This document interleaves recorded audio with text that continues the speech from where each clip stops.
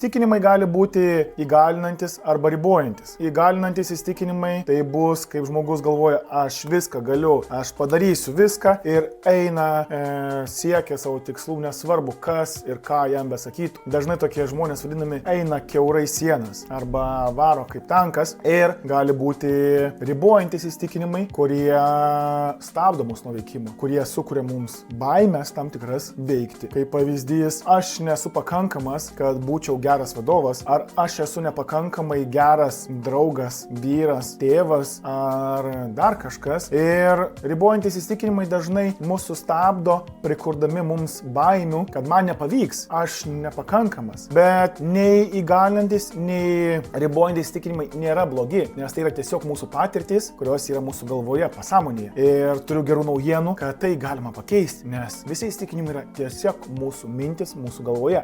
Kaip man labai yra patinkanti viena formulė, kad mūsų mintis sukuria mūsų veiksmus, o mūsų daromi veiksmai sukuria mūsų turimus rezultatus. Ir jeigu apsuktumėm vėl nuo pradžių, viskas prasideda nuo mūsų pačių minčių. Tai nesvarbu, kokie įsitikinimai bebūtų, juos norint galima pakeisti. Ir šiandien noriu paklausti, o kokie įsitikinimai pas tave labiau dominuoja? Įgalinantis, siek eit daryt, ar labiau ribojantis, kad stop, aš negaliu. Ne, man dar reikia to, man dar reikia ano, ar dar reikia trečio. Tai pasidalink, kokie pas tave įsitikinimai dominuoja.